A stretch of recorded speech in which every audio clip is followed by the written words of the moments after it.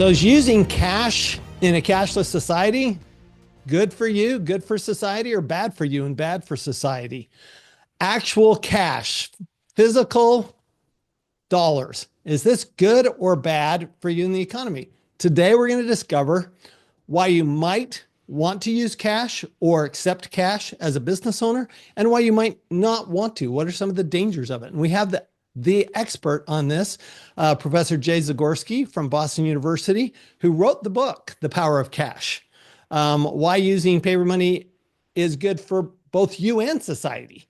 So I think that's a very important part of what we're talking about today, because we're talking about the global and we're also talking about the individual. And Jay, it's really just a pleasure and a privilege to have you on the Wealth Ability Show. Thank you very much, Tom. It's great to be here. And if you would give us a little of your background, why this focus on cash money? So, about a decade ago, I was invited by the Federal Reserve of Boston to participate in a survey to help design a survey to see how people were paying for things. Because the Federal Reserve was kind of concerned that people were moving away from cash and they wanted to figure out how people were using various electronic means. At that time, when I showed up at the Federal Reserve, I was a credit card maximizer. My goal was to accumulate as many points and miles as possible. And with those points and miles, about a decade ago, I went on sabbatical. My wife and I, we traveled 3/4 of the way around the world, business class on frequent flyer miles. And my wife was quite happy about that. And then I started digging into the data, and I suddenly realized that my personal use of credit cards at 100% of my spending and society's use of electronic payments was actually having some some problems in the world. Okay, so let's start with the world. Okay, you say it's causing some problems in the world, and this is an interesting subject, Jay, because we've seen China go to a digital currency. We've seen the Fed actually talk about and then pull back from a digital currency. Trump said we're never going to have a digital currency, but Trump's only there for 3.5 more years. So who knows what will happen after that? Biden actually went down the direction of a digital currency. So there's quite this battle going on between the digital and the physical. Why do you think it's a problem that we would go to a fully digital currency in the world? Let me talk about three big issues from sort of a macro point of view.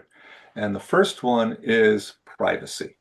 When you have a totally digital currency, especially one that runs through the central bank, then the government knows everything you're spending. And if the government doesn't like you, it can shut off your electronic wallet and preventing you from spending any kind of money. So that gives governments incredible amount of control over people's lives. Whether they choose to exercise it or not, can't tell you. But I can certainly tell you that it gives them the ability to do that. But not everyone's worried about privacy. A lot of people say, oh, privacy, that boat's already sailed. We don't have to worry about that. So I'd like to talk about two particular issues that are really important. Number one, there's been an increase in the number of natural disasters. As a quick example, we've seen wildfires in Los Angeles a few months ago. Before that, we saw wildfires in Hawaii. We are seeing an increase in tornadoes and torrential rains right now in the Midwest. Depends exactly when your listeners are going to watch this video, but I'm sure there's some calamitous weather event happening. Electronic payments work when there's electricity, when there's communications, and when there's secure computer networks. And when there is a terrible weather event, electricity and communication networks fail, which means in the very moment that you need to spend money, you need gas to get away, you need food, you need water, you need medicine. That's the very moment that electronic payments let you down. And cash works even when it's soaking wet. That's the second point. The third point is we have lived for the past number of decades in a very peaceful society. Relatively few wars. I know the headlines suggest there seems to be wars all over the place, but they're relatively minor. We're not seeing world wars like in the 1940s or in the 1910s. During wartime, and there seems to be increasing conflict happening in the world. During wartime, a country can basically want to blockade its enemies. And how do you blockade your enemies? Today, if it's a truly electronic society, basically you can shut down the banking system electronically. Well, that's basically what Biden did with Russia, right? Was Mhm. shut him out of SWIFT, which is effectively shutting him out of the world banking system. When you get shut out of the banking system, you can't do things. To go back to the Biden example, there were a large number of Russian tourists abroad in places like Thailand or in parts of the Middle East sunning themselves on beaches. Suddenly a war broke out and they couldn't pay their hotel bills. They couldn't get a taxi to the airport. They were stuck unless they had paper money, and most of them didn't. So paper money works when there's natural disasters. Paper money works when there's war or the threat of war. And paper money, it gives you privacy and removes government control. Now, a lot of people might be watching this video and say, okay, great. He's convinced me. I'm going to go run out, pick up a couple $100, stick it under my mattress. I'm going to say that isn't the right solution. And it's not the right solution because if you just hoard paper money, it's not useful in an emergency. It has to be used continuously. What do I mean by that? If you're an entrepreneur, your business needs to accept paper money so that you know what to do with it when an emergency happens. If you're a shop owner or you're a merchant, your people need to have procedures to handle paper money. You can't just do it. Oh, wait, the power went out. What do we do? Accept paper money. It doesn't work. Let me tell you a quick personal story. I went to the supermarket about a week ago and I was supposed to get 40 cents change for my order. And the person sat there and they looked at the nickels and dimes and they couldn't figure out whether to give me nickels or dimes, so they gave me 4 nickels. And I was like, no, no, that's 20 cents. That's not 40 cents. Uh, and the head cashier had to come over and explain to them the difference between nickels and dimes. And afterwards, okay, I get it. I get it. You know, dimes are worth 10 cents, nickels are worth 5 cents. But I was kind of flabbergasted that this person had used cash so little that they couldn't tell the difference between a 5 cent Well, coin and and a you 10 cent illustrate something I think that's important is that when we do something physical, our brains connect. This is Montessori's idea, right? That what the hand does, the mind remembers. And so if I'm out here, so I always carry cash, and I actually carry cash because I got stuck once without cash. And I actually had invited somebody, a friend, to lunch, but I'd let him choose the place. And the place coin. only the restaurant only accepted cash. And so he actually had to pay for lunch, even though I invited him because he chose a place that only had cash and I didn't have cash. But it just, to me, it pointed out. And ever since then, I've always carried a goodly amount of cash and I use it. And typically I use it when I travel. I use it. I don't, some places I don't want to use it. If it's too big of a purchase, I tend not to use it. But I like the idea that what you're talking about here with the waiter is that it actually makes you do math. So it actually forces you to understand. And for those of us who are old enough, I mean, we always used cash. That's what we had. We didn't have credit cards. We didn't have debit cards. We had cash. As kids, we had cash. But what it does is, to me, is it's a great way to teach kids, especially. Okay, it's not all electronic. But let me go back to so that's the danger of it. Let me go back to a bigger danger, which over the last few weeks, there's been some turmoil in the markets. And so, what happens, for example, you talked about wartime, but can you explain what happens in a bail in, for example, or what happens if, okay, all of a sudden, your money's it's not a digital currency. It is actually, the currency we have now, but you're using the banking system and you have money in the bank. What could they do? And what could happen to the money that's sitting there in the bank? So I wouldn't worry too much about that money disappearing. Instead, what I'd worry about is something called debanking. And debanking affects everybody in the economy. As a quick example, Donald Trump, the president of the United States, just sued Capital One for saying that he was debanked. A number of his bank accounts were just shut off by Capital One. And when you get debanked, that basically means the bank says, nope, you're no longer a customer here. And you might suddenly, be using your credit card, your debit card, or your mobile payments. And if the bank decides that day to shut you off, that's when the account is closed. Now they give you your money back. They don't steal your money in any way, shape, or form. But the idea of being debanked is that banks are required by the federal government to look for suspicious transactions, suspicious people. And they're required to basically shut off bank accounts of those type of people. And you don't know exactly what's going to cause you to become suddenly debanked, right? There's no official rules. You do this, or that.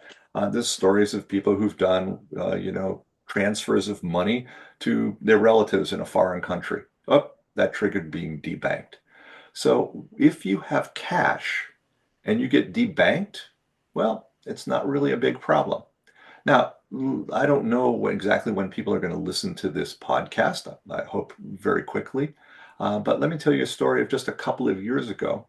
A couple of years ago in Canada, there were a large number of protesters who Right. didn't want to follow the COVID restrictions. Many of these protesters were truckers, and they started driving around in their home cities, honking their horns, waving signs.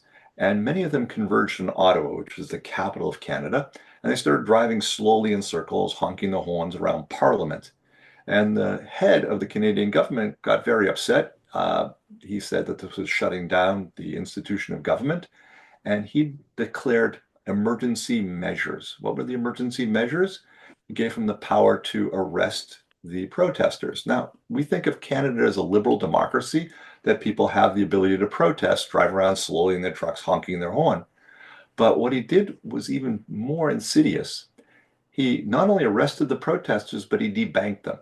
He basically looked up their license plate numbers, not he, but members of his staff looked up their license plates and told the banks to shut off their accounts. So these people were arrested and couldn't post bail, couldn't buy food or water, couldn't do anything because they no longer had money electronically. Now, if they still had cash, they could have posted bail and gone back to protesting. They could have, gotten hotel rooms. They could have gotten food. But if you become debanked, then you don't have access to any of those kind of things. And this happened only a few years ago in Canada. I would say one of the most liberal democracies in the world. So you talk about not don't put it under your mattress. I mean, we all know we've all seen over the last few years the cost of inflation. And if you'd stash a whole bunch of money under your mattress 4 years ago, it's worth a lot less today than It it is was four indeed. years ago. So couple of questions. I'm going to ask a couple of practical questions, and you can give me some broad answers. That's okay. Don't expect to give specific advice. But how much money are we talking about? I mean, what kind of money are you suggesting that you have on hand? And so I've got three questions. How much? How would you use it? But the other question is, okay, so you go to the bank, they start asking questions when you get over a certain amount that you're asking in cash from the bank. So how do you deal with that? So can you kind of take those in order?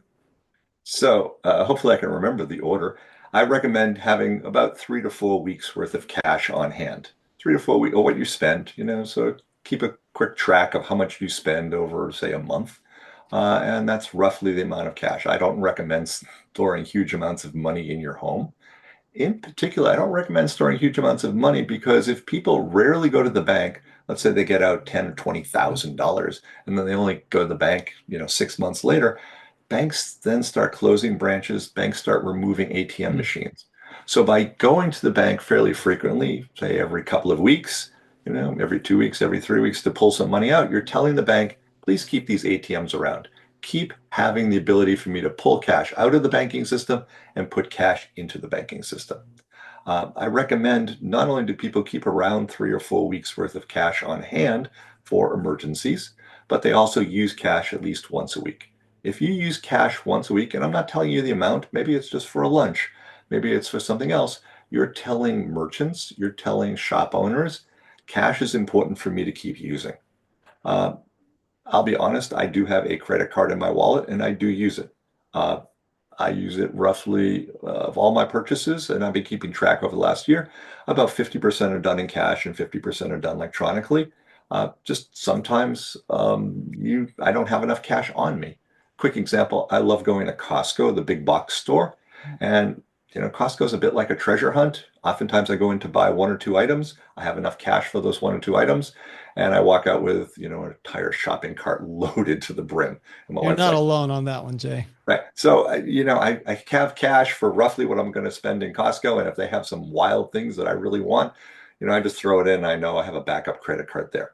But the key idea is that, roughly half the times I go to Costco, I do pay cash, and roughly half the times I use my credit card. Now, they're Now, a good example of a business that actually appreciates taking cash, and they always have cash available. I actually find that you can spend, used to be that the goal was to keep a Costco bill under $100. Right now, it's 200. Right? It's kind of can you keep it uh, under 200? But mine's it can 250. be three or 400. They don't have any issue with cash, but some businesses do. So can you talk about, you mentioned that businesses should accept cash, and what are the benefits of accepting cash for the business? For the business, I'm not talking about for the consumer or for the broad economy, but what are actually some benefits to accepting cash as a business owner? So, as a business owner, and let me be very clear. If you accept cash, there's two big advantages. The first one, instant payment. If somebody paid cash, that payment is good. With a credit card, could be a chargeback, someone could Yep. dispute the payment, all kind of things, and you might not see that money for a while. The holdback period could be a week, it could be 2 weeks. It really depends on your type of business and the type of credit card you're accepting.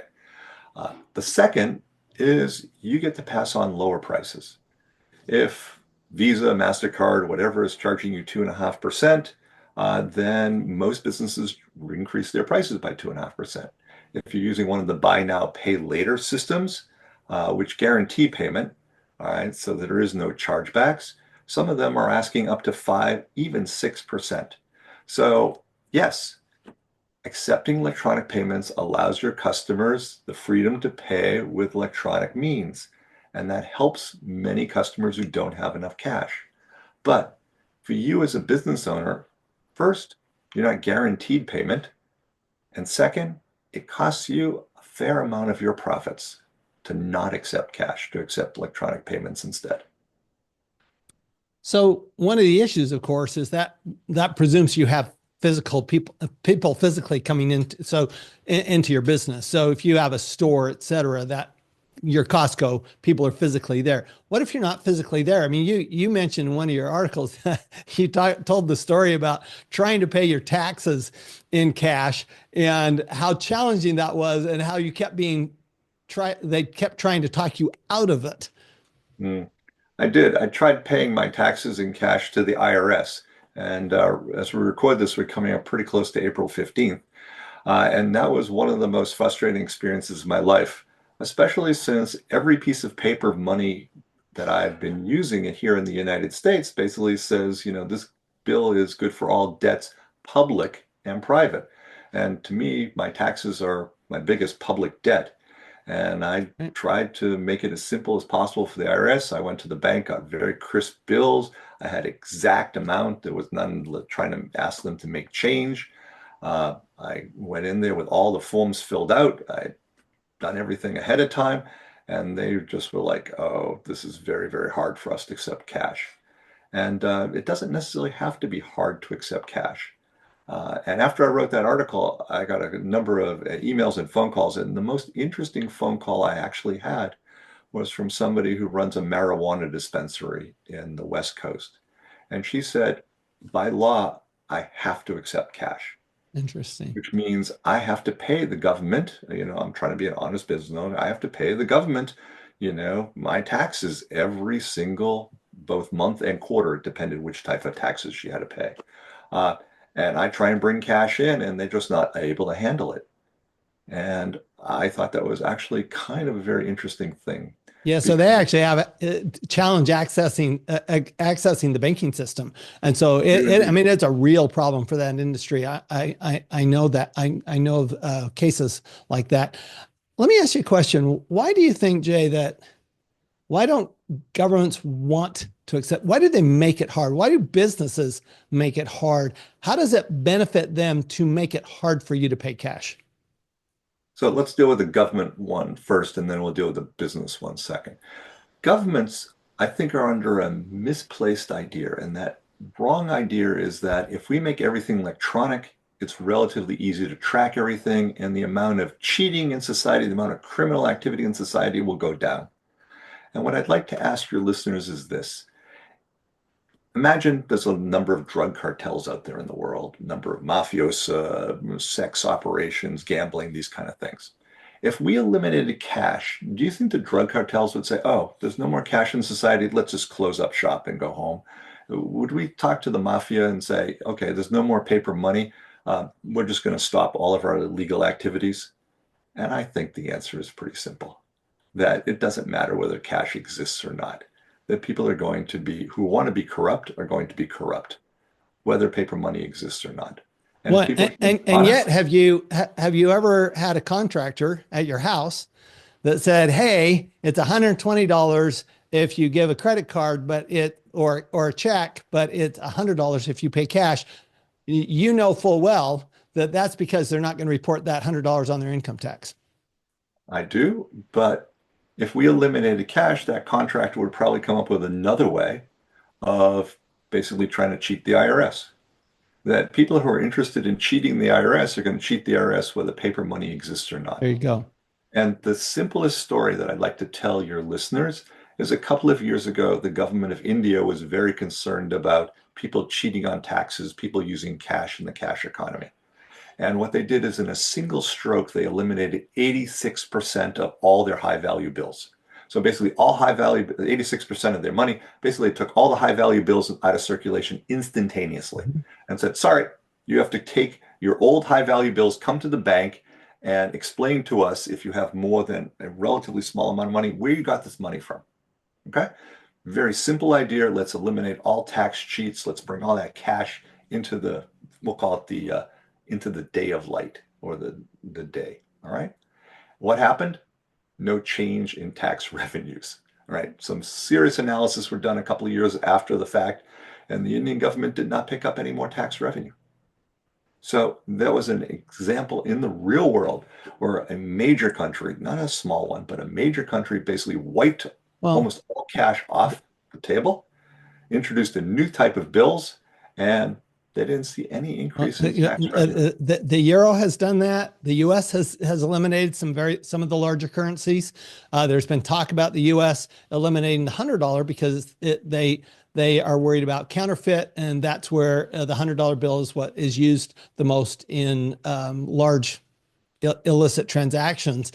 So they talk about that a lot. So that's why the government says that they would want to do it. What about big business? Why would business want to not take cash? Ah, businesses don't want to take cash for a very simple reason. If we eliminate cash, we cause people to overspend because it's not real when you like tap your phone or swipe your credit card or insert your debit card into a machine. It's just sort of electronics. We'll pay for it later, or I don't actually know my bank balance, whatever it is. And this is the exact same reason when you go to a casino, you bring Yep. cash in, they hand you chips, and then after you gamble, you take your chips and cash out again. Why doesn't casinos, why do they need to have all these people in cages transferring chips into money and money into chips? For a very simple reason. When you're gambling with chips, it's not real. And it's the same idea with credit cards, with debit cards, with mobile payments. When you're paying electronically, it's not really real. You just get by, do it. And businesses see much higher conversion rates, which is why they like electronic payments. Now, the downside, as I mentioned before, you have to pay higher fees and you don't actually get your money right away. But in exchange, people sort of have this, it's not real. And because it's not real, they overspend. And businesses like overspenders. You mentioned the casino. I was in Tulsa, Oklahoma, at giving a presentation not too long ago, and they put me up in the casino. That's where the nice hotel was, and I'm walking in to go to the restaurant. And one of the things that's always struck me with casinos is how fast the slot machines went from a physical pull and cash to a button and no cash. Just put your card in, we'll just let you use a button, and people push that button so much faster than they could pull the arm, right? And so anything that facilitates spending money, right, which to your point means that on the other side, as the consumer, it actually holds you back from spending money. So it's actually a friction against spending money. So as a business, you want to reduce that friction to get people to spend more money. As a consumer, though, you want to increase that friction because you really want it to be a little harder to spend money. That's why, I think parents like to give their kids dollar bills. The tooth fairy does not leave a debit card. The tooth fairy leaves, well, these days leaves a $5 bill, but it was a quarter when I was a kid. It's a $5 bill now, but that's the You're showing your inflationary age, Tom. aspect. You're showing your age. I'm happy with my age. But that's the inflationary aspect of money, right? Is that, and so if you really want to protect your spending, and then one of the ways to do that is with cash, I think is one of the things you said. So, where do you think it's go? Where do you think Before it's you, go? hang Yeah, on. go ahead. No, Let go me ahead. interrupt you. So, this is the book that I wrote, The Power of Cash, Why Using Paper Money is Good for You in Society. And in the conclusion, I actually talk about that very word you were just mentioning, friction. And we have made ourselves into a frictionless society. And being a frictionless society, while that's great for some businesses, especially online retailers where they just want you to click buy, you see something, click buy, and it shows up at your door in a few hours, it's not necessarily good for society, right? And I realize your show's not about society, but we have a number of problems. We have problems with gambling, as we just discussed in casinos. We have problems with alcoholism. We have problems with drug abuse and things like that. And here I'm in Boston, in Massachusetts. Um, there's certain ways that I'd like to recommend in the conclusion of this book of adding friction back in. Quick example. Uh, sports betting is legal right now in Massachusetts. I can pull up my phone. I can make bet, on any kind of sporting activity almost instantly. And we don't necessarily want that in society. In the old days, when you used to bet, you have to go, let's take the Right. horse track or something like that. You had to go, stand in line, hand someone some cash, and then pick whoever you thought the horse was going to win. And then you come back, cash your ticket out. Today, it's look at your phone. This is what I want. This is what I want. This is what I want. And people can get into deep trouble. By adding some frictions back in society, we can reduce these problems. So my recommendation in the conclusion of the book is that for, we'll call it sin activities, drinking, smoking, gambling, and some of the other sin activities, we make them into all cash activities. So you want to gamble? No problem. You have an app on your phone, but you have to pre-fund it by actually going someplace and handing cash over to that person. As long as you're winning, bet as much as you'd like. But when your account goes to zero, you need to show up with cash in hand at some place and reload your phone, reload your account. That little bit of friction makes people stop. Like, wait, do I have any money? Instead of going into debt. Same thing I recommend for alcohol. You want to drink? Knock yourself out. Drink as much as you like, but you need to pay for it with cash. You don't have cash? I'm sorry, you can't drink today.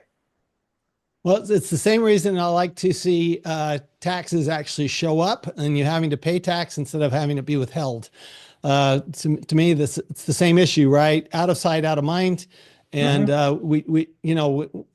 it's one of my favorite scenes on television is Rachel on Friends. She gets her first paycheck and she's looking at it and she's going, who, who the heck is this FICA guy taking all my money?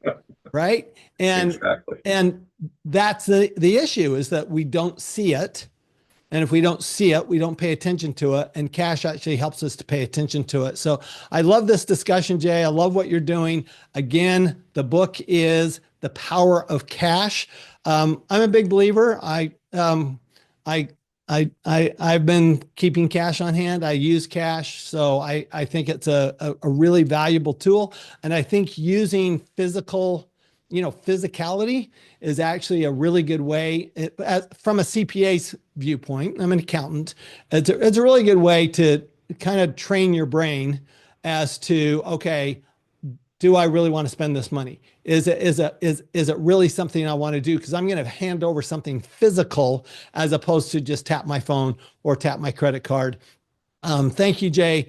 Outside of the book, where could we go to find out more about your studies? Oh, I'd say the easiest one is just search on the internet, type Zagorsky, Zagorsky. There's only one of me who's doing a large amount of studies on a whole variety of topics besides cash. Or you can go to the Questrom School of Business, which is where I work, homepage, and you can see many of the other articles and topics that I write about. Awesome. Thank you so much. And just remember, while we might not be willing to go to the efforts to pay our taxes in cash, there are other things that we can use cash for. And when we do, in the end, it's not how much money we make, it's how much money we keep. And that's why on the Wealth Ability Show, we're always talking about making way more money and, more importantly, paying way less tax. And we'll see you all next time. Thanks for joining us on the Wealth Ability Show.